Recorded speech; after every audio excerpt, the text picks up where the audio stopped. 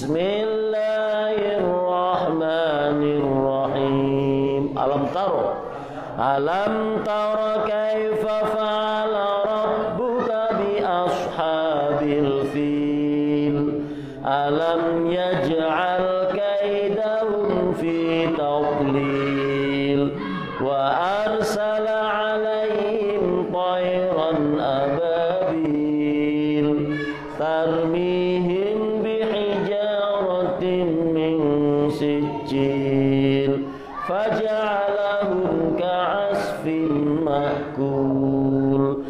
Bismillahirrahmanirrahim. Wailun likulli humazatil lumazah alladzi jama'a malan wa 'addadah yahsabu anna malahu akhlada kalla la yunbadanna fil hutamah wa ma adraka mal hutamah narullahil muqadah allati tattali'u 'alal af'idah innaha 'alaihim muqsadah fi 'amadin mumaddadah.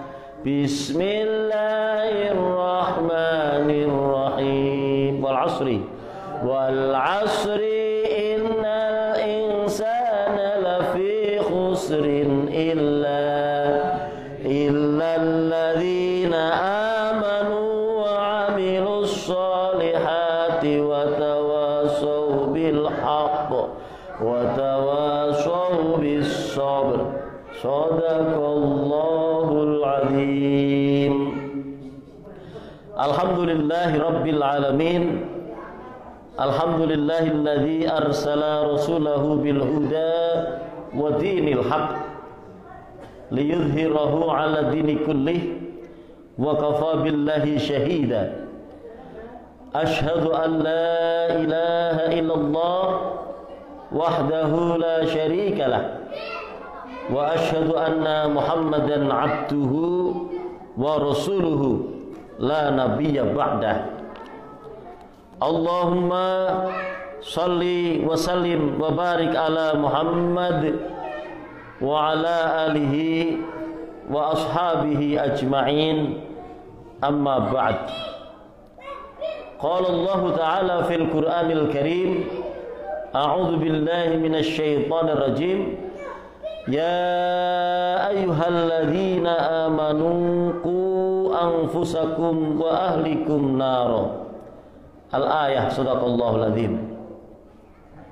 Bapak-bapak, ibu-ibu, adik-adik, jamaah pengajian yang dirahmati Allah, mari kita senantiasa untuk selalu bersyukur kepada Allah.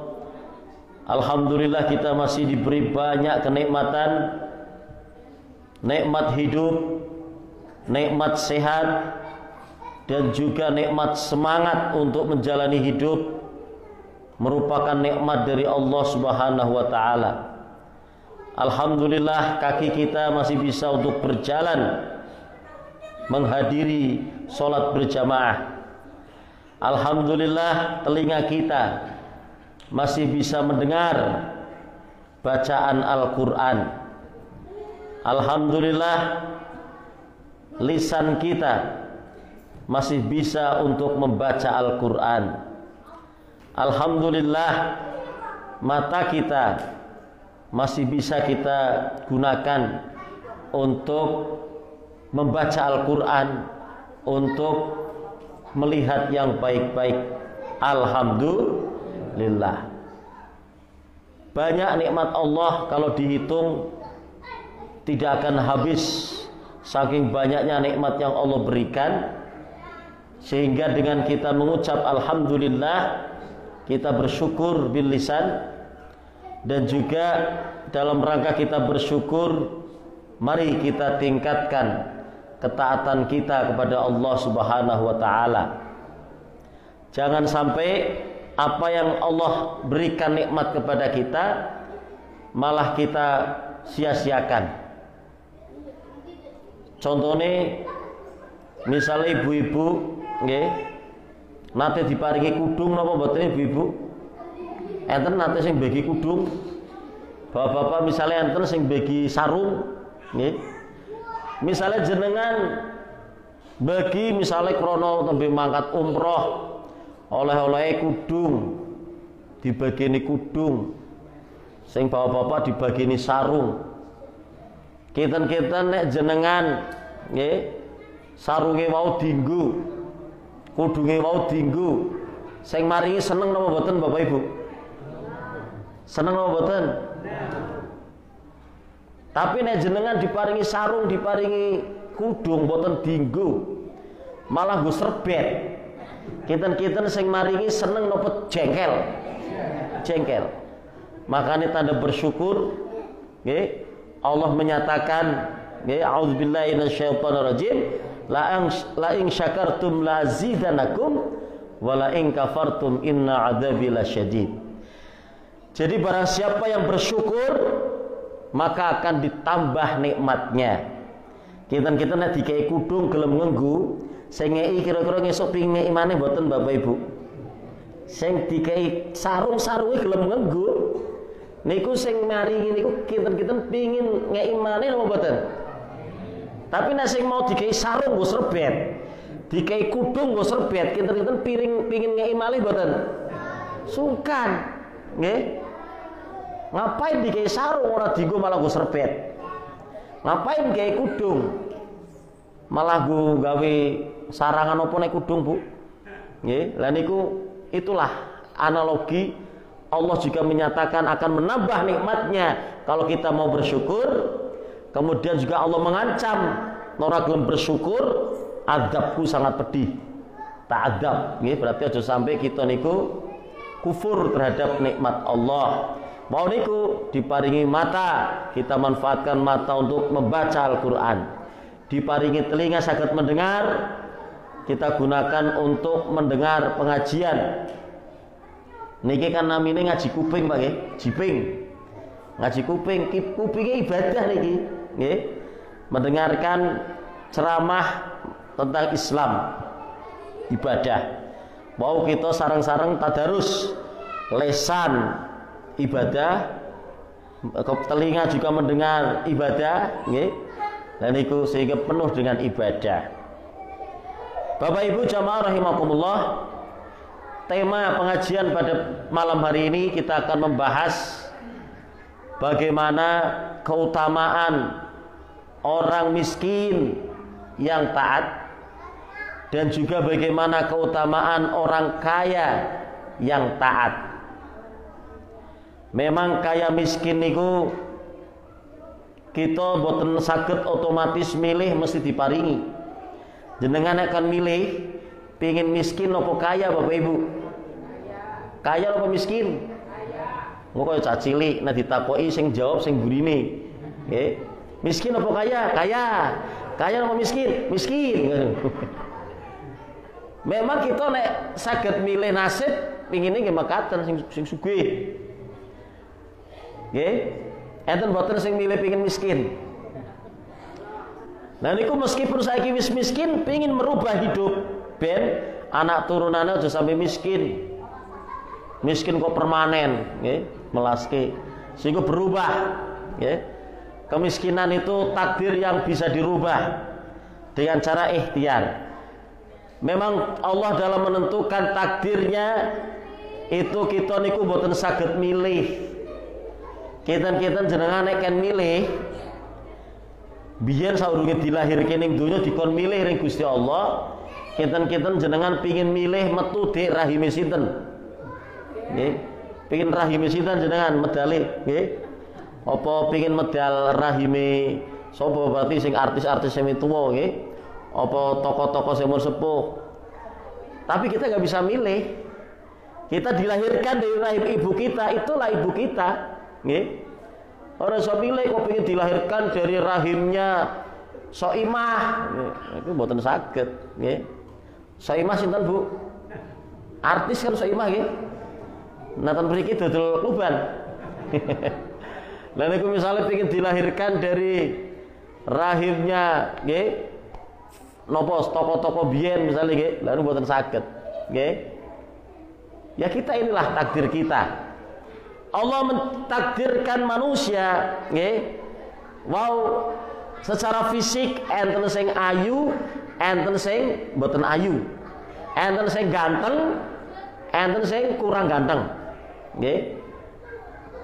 Kita saged milih mboten. Ya wis niki takdire. Sing pun terlaksana niki nggih. Ana sing diparingi wajah nggih. Ganteng ora, elek iya nggih. Enten sing diparingi wajah pas-pasan. Enten sing diparingi wajah ayune nemen. Saking ayune niku dadi bunga desa. Niku semua niku Allah berikan atas kehendak Allah, nggih. Mboten saged kita milih. Lah niki sing badhe kita bahas secara fokus bagaimana takdir Allah kaitan dengan kaya dan miskin. Nggih. Jadi yang penting niku kita kondisi saniki nah ditakeni kita enten jawabin apa jenengan, sampean kowe sugih apa melarat? Jawabnya pripun kinten-kinten? Yo sing penting alhamdulillah pas-pasan nggih. Pas arep mangan sing penting ana sing dipangan nggih. Lah niku kondisi kita niki napa kemawon? Sing penting napa kuncine? Taat kepada Allah. Bertakwa kepada Allah. Nggih.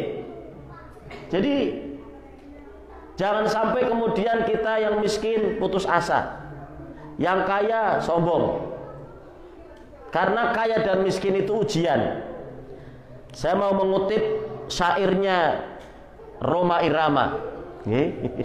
Takwa, kenal pernah lagu ini Pak. Yang kaya janganlah bangga dan membusungkan dada. Yang miskin jangan bersedih dan menyesali diri. Aja kaya ngono, sing sugih aja mlekiti, sing miskin ora usah minder. Nggih. Derajat manusia di sisi Tuhannya bukan karena hartanya. Ya, derajat manusia di sisi Tuhannya hanya karena takwanya, taatnya yang dinilai oleh Allah Subhanahu wa taala. Nggih. Nah niku misale kok sing ditakdirke sugih ya tetep dari itu bertakwalah dalam hidup yang tak punya sing melarat. Jadi meskipun tidak punya takwa, dari itu bertakwalah dalam hidup yang berharta. Duit akeh tetep taat. Tetep mekaten Bapak Ibu. Nggih. Jadi ojo ngasih kemudian kita kecil hati atau yang kaya mentang-mentang kaya. Nggih. Niku ampun. Karena kaitan dengan kaya dan miskin itu sebuah ujian. Nggih. Ujian. Mampukah si miskin menjalani penderitaan? Berimankah dia di dalam kekurangan? Miskin kita tetap beriman apa mboten? Nggih. Terus mampukah si kaya mengendalikan hawa nafsunya? Berimankah dia di dalam kelebihan? Kakean duit sing akeh dia tetap beriman apa mboten? Apa kelalen? Nggih. Jadi kisah-kisah orang terdahulu sudah banyak. Orang kaya yang kufur, yang tidak mau beriman ada. Siapa Bapak Ibu? Qarun. Diberi kekayaan yang kaya raya sampai diriwayatkan kuncinya tidak bisa diangkut oleh kuda. Saking banyaknya atau saking gedenya itu. Banyak. Di mana-mana ya, gudang hartanya Qarun di mana-mana. Nggih. Kemudian juga hartanya luar biasa, tapi karena dia kufur, dia tidak beriman, dia tidak mensyukuri nikmat Allah, dia malah sombong. Allah binasakan Qarun Allah tenggelamkan Qarun ke perut bumi dengan hartanya. Nggih. Ternyata zaman biyen pun enten nek saiki mono bencana napa niku sing uyek-uyek ora ambles ning jero bumi, Pak. Liquid napa namine niku nggih. Sing kala wingi nate ten Gunung Merapi nonton pundi niku sing tanah niku oyap tiba-tiba iso menenggelamkan saking dhuwure. Nggih. Lah niku, iku dulu seperti itu Qarun, tenggelamkan ke dalam perut bumi hartanya dan Qarun. Nggih. Sehingga sebagai menjadi legenda, kalau kita menemukan harta di dalam perut bumi sering disebut dengan harta Qarun. Padahal Qarun ki uripe ning endi, nemune harta kene ngendi nggih. Jenengan misalnya gawe sumur moro tek tek tek, wah nemu napa namine kotaan nggih. Koper napa peti nggih. Diangkat, weh nemu harta Qarun. Nggih. Dibuka jebule isine napa, Pak? Nah, pokoknya ono harta Qarun nggih ning jero peti, isine ternyata napa wesi-wesi napa-napa nggih. Wah, ki harta Qarun. Padahal Qarun iku ning endi? Dhewe ning kene. Itu karena melegenda. Hartanya ditenggelamkan. Dia orang kaya tapi tidak mau bersyukur, tidak mau beriman, dia tidak, dengan kekayaannya itu dia tidak beriman. Sehingga ditenggelamkan oleh Allah, nggih. Kemudian juga ada orang kaya dengan kekayaannya, dia mau berderma, dia mau memberi. Ya, banyak kisah para sahabat. Ya. Orang-orang kaya seperti Utsman bin Affan itu orang kaya yang amalnya sampai sekarang masih ada wakafnya. Ya. Jadi dulu Utsman, saya pernah cerita apa belum, itu Utsman ketika diperintah oleh Nabi untuk membeli sumur orang Yahudi. Karena sumur itu banyak dimanfaatkan oleh masyarakat baik umat Islam maupun non-Islam, butuh minuman, butuh air, datang ke sumur itu. Tapi dibisniskan oleh orang Yahudi, nek juko sak ember, sak timbo bayar. Sehingga Nabi memberikan motivasi, siapa yang bisa membebaskan sumur itu baginya surga. Utsman dengan harta yang kaya itu berani membeli, nggih, sumur tadi, nggih. Sumurnya dibeli berapapun akan dibeli mahal. Ditemui orang Yahudi tadi, saya akan membeli ya sumurmu itu. Kata orang Yahudi, saya tidak akan menjual. Terus dibujuk, iki ora murah, larang. Ora ngerti larangnya piro, nggih.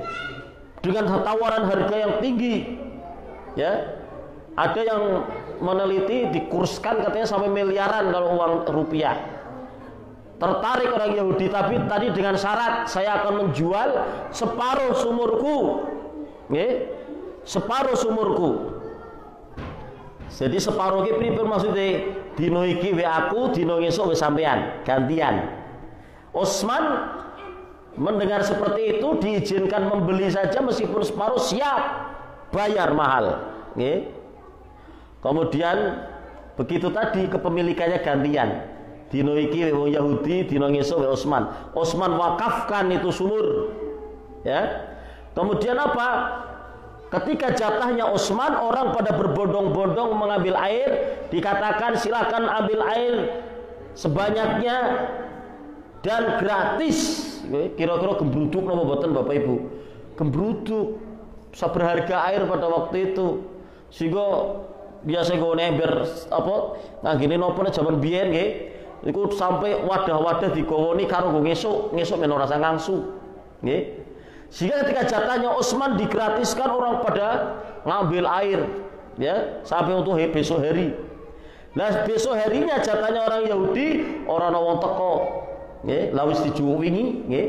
Sudah diambil kemarin sehingga hari itu orang Yahudi nggak dapat uang.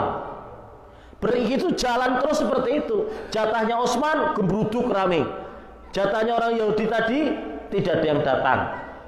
Sampai pada suatu saat orang Yahudi tadi nyerah. Ya wis, saiki sing separuh tak dol maneh. Dituku, siap Utsman membeli. akhirnya dibeli lagi yang separuhnya dengan harta yang dengan harga yang mahal juga, ya. Yang kemudian kepemilikannya penuh milik Utsman, tapi sudah diwakafkan untuk kepentingan umat, ya. Silakan dimanfaatkan dengan sumur tadi, air tadi, ya. Yang ternyata sumur itu sampai sekarang masih ada, ya, masih ada sumur itu. Nyuwun sewu sing nate ziarah mriku, Pak sinten, Bu sinten? Bu Kaji, Pak Kaji. Menangi mboten mriku maksude. Kula piyambak dereng nate ziarah mriku. Lah niku, ya, ziarahke berkunjung ora kudu ning kuburan, nggih. Ziarah itu berkunjung. Ya, jadi berkunjung ke sana. Itu sampai sekarang masih berdiri. Dalam riwayat diceritakan hasil dari pengelolaan akhirnya kan dikelola sampai kemudian bisa membeli tanah di sekitarnya, ditanami kurma, kurmanya berbuah, dipanen, dikumpulkan. Itulah wakaf itu seperti itu. Hasilnya dikumpulkan, kumpulkan, hasilnya untuk membiayai anak yatim, hasilnya untuk menguliahkan anak-anak miskin, anak-anak yatim. Sampai sekarang pun manfaatnya seperti itu. Dan diriwayatkan sekarang sudah punya hotel. Dari tadi keuntungan tadi bisa tempel hotel. Tempel hotel berarti baktinya besar. Berarti apa? Utsman meskipun sudah meninggal dunia, amalnya sampai sekarang masih mengalir terus. Itulah orang kaya yang dermawan, orang kaya yang bertakwa. Jadi seperti itu. Itulah para jamaah. Kemudian bagaimana kalau kondisinya itu miskin, ya? Jangan sampai kemudian sudah miskin di dunia, nanti miskin juga di akhirat. Na'udzubillahi min dzalik. Kisahnya siapa ini kalau miskin? Ya banyak kisah-kisah orang miskin tetap taat, ya, taat beribadah, sehingga dulu Rasulullah itu banyak orang-orang yang masuk Islam dari kalangan orang-orang miskin. Nggih. Wong pelarat-pelarat, budak-budak do terberiman masuk Islam, dia taat beribadah dengan ikhlas tulus, nggih. Lah niku. Dan ketika orang-orang kafir, jeragan-jeragan kafir, tokoh-tokoh kafir Quraisy ingin menemui Nabi, itu orang kafir tadi mengatakan, "Tolong sing melarat-melarat kae kon minggir ah. Ojo medek-medek dhewe isi arep melakukan pembicaraan. Ojo do nyengel kae sing melarat-melarat." Itu orang kafir itu seperti itu, menghina orang-orang miskin yang beriman. Ya. Jadi mungkin mau diketularan mungkin, nggih. Melarat ki nulari mboten, Pak. Nggih. Dikon minggir ki wong melarat miskin-miskin, nggih. Lah itu akhirnya turun ayat dalam Al-Qur'an, nggih. Surah Al-Kahfi ayat 28, A'udzubillahi minasyaitonirrajim.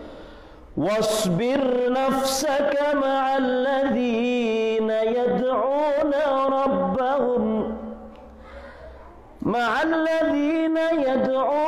rabbahum bil ghadati wal 'ashyi yuriduna wajhahu wa la ta'du 'ainaka 'anhum. Dan bersabarlah kamu Muhammad bersama-sama dengan orang-orang yang menyeru Tuhannya di pagi dan senja hari dengan mengharap keridhaannya. Jadi Nabi Muhammad diperintahkan untuk tetap bersabar. Kowe ora usah pengin wong penggede Quraisy masuk Islam, ora usah, sabar. Jangan sampai kau meninggalkan orang-orang miskin yang sudah bertakwa terlebih dahulu. Nggih. Jadi ini nasihat atau peringatan Allah kepada Nabi Muhammad, ya. Dan bersabarlah kamu bersama-sama dengan orang-orang yang menyeru Tuhannya di pagi dan senja hari dengan mengharap keridhaannya. Jadi meskipun miskin, ya, itu tetap bagaimana tulus mengerjakan amal ibadah, mencari ridha Allah, ya. Jadi taat beribadah. Kemudian diingatkan lagi, dan janganlah kedua matamu berpaling dari mereka. Ojo ditinggal ke lho nggih. Miskin-miskin tapi taat. Ya, itu peringatan dari Allah. Karena tadi orang-orang kafir Quraisy ingin mendekat Nabi, tapi orang-orang miskin itu suruh pergi. Sehingga Allah meringatkan Nabi, tetap Nabi cinta dengan orang-orang miskin. Nabi cinta dengan orang-orang yang lemah, nggih. Nah itu Allah memperhatikan orang miskin yang taat, nggih. Ojo ditinggalke Muhammad. Mereka itu orang-orang yang taat. Nah niku sampai seperti itunya. Sehingga Bapak Ibu jamaah, semangat kita untuk taat kepada Allah itulah senjata agar kita mendapat perhatian dari Allah, agar kita mendapat ridho dari Allah, ya. Jadi kuncinya taat dan ikhlas, nggih. Jangan sampai taatnya ternyata tidak ikhlas. Taat harus ikhlas, ya. Harusnya mencari ridho Allah. Itu ayatnya, bahwa betul-betul diutamakan orang yang beriman, bertakwa meskipun dia miskin.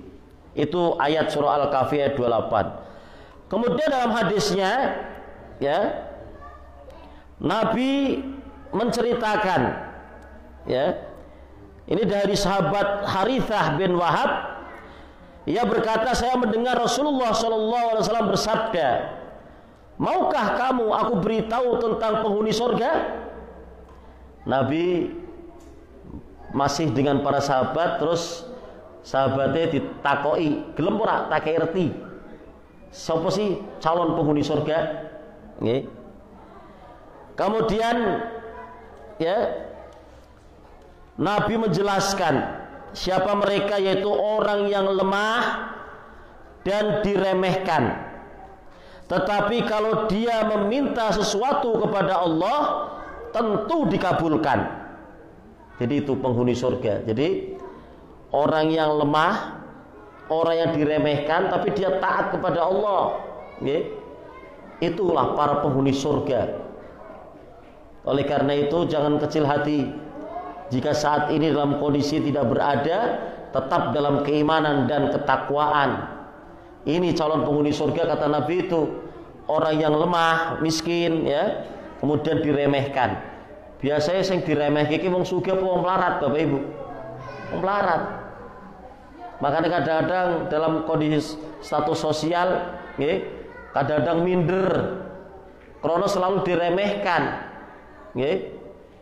Anak kowe arep apa kowe, ya, kadang-kadang diremehkan mekaten.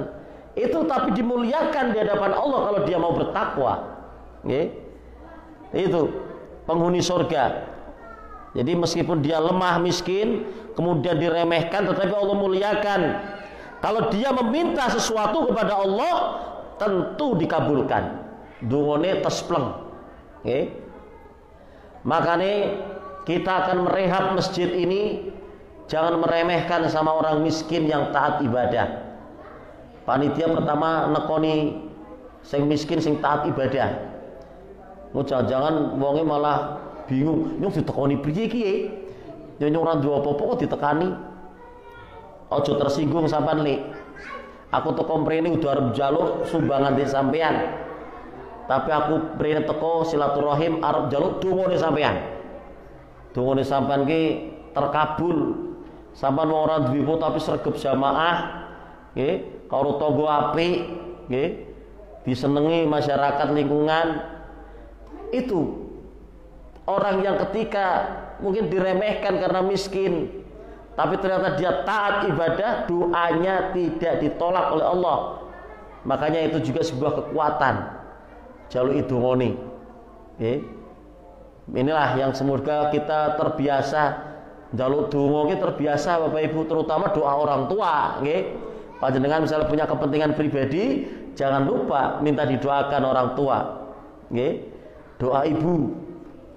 Syair Roma Irama juga kan, keramat, nggih. Nanti keramat pada episode berikutnya, nggih. Ini lagi membahas tentang takwa. Meskipun miskin yang bertakwa, yang taat, meskipun dia miskin diremehkan, doanya mustajab, diijabah oleh Allah. Sehingga itulah dimintai tolong didongake, Lik. Iki dhewe rehab masjid iki ben gampang lurune dana. Dengan doa orang miskin yang taat tadi Allah kabulkan. Panitia mengedarkan proposal kemana-mana. Alhamdulillah ono sing nyantol. Siap tak bangun ke aku kabeh sak gluntung. Allahumma ya Rabbal Orangnya luar biasa doanya orang yang diremehkan tapi ternyata taat ibadah. Ya berarti semuanya untuk berdoa bareng-bareng, maksudnya supaya sama-sama mendoakan agar rencana rehab masjid kita ini betul-betul lancar ya. Kemudian itu tadi orang penghuni surga. Lalu Nabi juga menawarkan kepada para sahabat, dan maukah kamu aku beritahukan tentang penghuni neraka? Nabi menjelaskan penghuni neraka itu yaitu setiap orang yang kasar, keras, lagi sombong. Kasar, keras, sombong. Enten boten sing kados niku Bapak Ibu. Enten boten rawuh boten tiange. Ini penghuni neraka sing seperti itu, Pak. Berarti orang miskin pun yang seperti itu neraka. Tapi orang miskin yang taat, lembut, ya, itu tadi yang akan mendapat keistimewaan, doanya dikabulkan. Tapi ini tadi sombong, keras, kemudian punya karakter kasar, itulah calon penghuni neraka. Ini berarti pada siapapun, jangan sampai kita punya sifat sombong. Sombong itu merendahkan orang lain. Jangan ditiru adik-adik yang di TV berita, sorry ya nggak level, itu bahasa sombong. Sorry ya nggak level, itu bahasa sombong. Ya, nggak level itu maksudnya apa? Kamu sama aku, you di bawahku, itu nggak boleh. Jadi nggak seimbang, anggapannya kayak gitu. Mari kita melihat, misalnya kita melihat ada orang yang lemah, apakah dia miskin? Lihat, pasti Allah memberikan kelebihan. Contohnya tadi yang miskin tapi taat ibadah, kelebihannya doanya terkabul. Misalnya kita melihat orang yang mungkin punya kekurangan apa, Allah pasti memberikan kelebihan. Ojo diremehke. Oleh karena itu jangan sampai kita punya sifat sombong, itu penghuni neraka. Kemudian juga jangan sampai kita kasar dalam bergaul. Ojo kasar lah, kasar dalam bergaul biasanya apa Bapak Ibu? Senenge nyengeni kok, nggih. Artine dina iki artine ana Senin ora ana dina liyane. Pokoke seneni terus, nggih. Ora tau diselosoni, ora tau dikemisi, pokoke seneni terus, nggih. Jangan kasar lah, yang lembut ya. Lemah lembut, ucapannya yang enak didengar, santun, nggih, menyenangkan. Ojo keras, nggih. Saya tadi sudah dipeseni ojo keras-keras, nggih. Iya ojo keras, sing lembut. Lembut ke apa? Lembut itu yang betul-betul menyejukkan, nggih. Ojo sampai kemudian kita itu bergaul dengan teman, dengan tetangga itu tadi senenge jengkelan, nggih, senenge nyuwun sewu, ngomongnya kasar, misuan, nggih. Lah niku. Ojo sampai seperti itu, kasar, nggih. Ini Nabi menjelaskan yang seperti itu nanti calon penghuni neraka. Hadis riwayat Bukhari dan Muslim. Jadi itulah Bapak Ibu, ya. Tadi ada penghuni neraka yang seperti itu, sombong, kasar, kemudian keras. Kemudian penghuni surga tadi orang-orang yang kelihatannya diremehkan, kelihatannya tidak berpengaruh, tapi dia taat ibadah. Itulah yang Allah muliakan, calon penghuni surga. Apalagi kalau orang kaya yang tadi memanfaatkan kekayaannya itu dengan beriman dan beramal soleh, ya jelas ya surga juga. Oleh karena itu betul-betul kondisi apapun kita, ya tadi pesannya Roma Irama, ya, bahwa kalau misalnya kemiskinan, ya, mampukah si miskin menjalani penderitaan? Berimankah dia di dalam kekurangan? Meskipun kekurangan tetap, ya, supaya taat ibadah. Dulu ada sahabat Nabi yang punya baju hanya 2 helai, tapi dia taat, ya, taat ibadah. Jadi duwe klambi loro tok. Nah zaman saniki kan klambine kathah Bapak Ibu nggih. Jenengan ngertos mboten nek kula takeni klambine jenengan enten pinten? Ora ngerti. Lemari kono, ning cemantelan ono nggih macem-macem. Lah niku nggih. kathah nggih.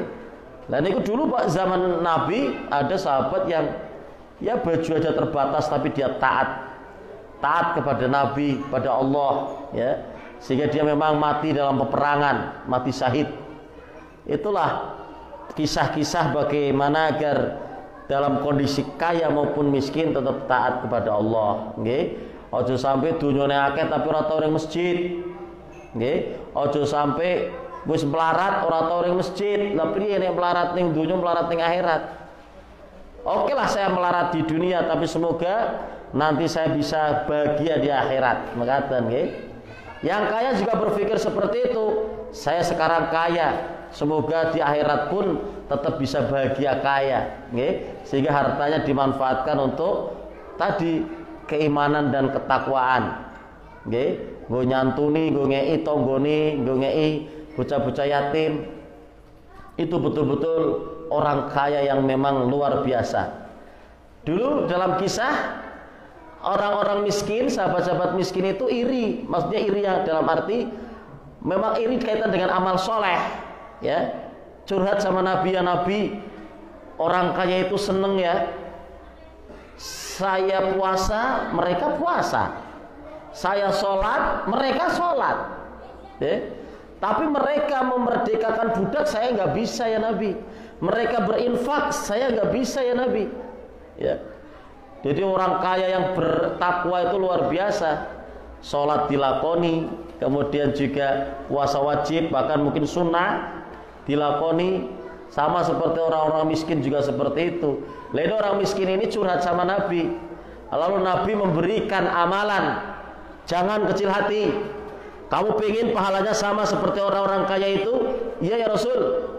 Akhirnya diberikan amalan. Baca ini. Setelah selesai sholat, Subhanallah 33 kali, Alhamdulillah 33 kali, Allahu Akbar 33 kali. Pahalanya sama dengan orang kaya tadi. Mau dilampaui Bapak Ibu, itu ternyata sejarahnya itu seperti itu. Diberikan amalan kepada orang-orang miskin biar pahalanya gede. Zikir tadi itu pahalanya gede. Sehingga jangan sampai Bapak Ibu habis sholat langsung pergi. Dongane apa? Allahumma lantas jalan, nggih. Jadi langsung lunga nggih. Lah niku aja ras. Ayo diwaca gampang kan? Subhanallah, subhanallah, subhanallah. Alhamdulillah, alhamdulillah, alhamdulillah. Allahu akbar, Allahu akbar. Niku pahalanya gede. Senang orang-orang miskin tadi, alhamdulillah. Jadi irinya itu bukan iri apa, tapi iri amalnya kok kalah dengan orang-orang kaya. Dia pulang, dia mengamalkan. Orang kaya melihat orang miskin tadi setelah saya sholat, dia berzikir, ditanya, sampan pi isi mau copo? Karena ini ajaran dari Nabi, nggak boleh menyembunyikan ajaran. Ketika ditanya, dia jujur. Aku dikei amalan karo Kanjeng Nabi kon zikir bar salat. Subhanallah 33, alhamdulillah 33, Allahu Akbar 33. Mendengar seperti itu orang kaya tadi tiru juga diamalkan. Sehingga orang-orang miskin tadi datang lagi kepada Nabi. Ya Nabi, orang-orang kaya itu juga mengamalkan zikir tadi ya Nabi. Nabi sambil tersenyum, itulah kelebihan orang kaya yang bertakwa. Nggih. Sehingga apapun kondisi kita, miskin ya bertakwa, kaya apalagi. Tadi ya dijamin surga orang-orang miskin yang tertindas atau mungkin diremehkan, tapi dia taat kepada Allah, penghuni surga itu.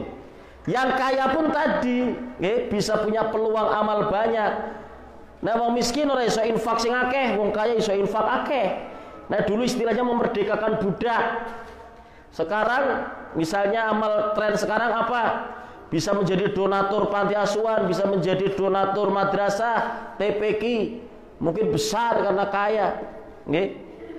Itu juga menolong dirinya, hartanya menolong dia dari tadi betul-betul taat kepada Allah sehingga dia akan masuk surga. Itu Bapak Ibu. Sehingga jangan kecil hati, yang miskin jangan bersedih dan jangan sesali diri. Yang kaya janganlah bangga dan jangan membusungkan dada. Sugih pun kok ora taat neraka. Apalagi miskin, tadi miskin ora taat, itu neraka juga. Lebih baik betul-betul meskipun miskin yang penting taat. nggih, kelewat ora seneng ning donya, mugi-mugi Allah taala paring kebahagiaan nanti dibalas di surganya Allah. Allahumma amin. Mun insyaallah Pak. Boleh ya nggih, mekaten Bapak Ibu. Mugi-mugi betul manfaat nggih mun pas Isya. Apabila ada hal-hal yang kurang berkenan, saya mohon maaf. Mari pengajian malam hari ini kita tutup dengan bersama-sama membaca doa kafaratul majlis. Bismillahirrahmanirrahim. Subhanakallahumma wa bihamdika asyhadu an la ilaha illa anta astaghfiruka wa atubu ilaik. Nasrun minallah wa fathun qarib. Wassalamualaikum warahmatullahi wabarakatuh.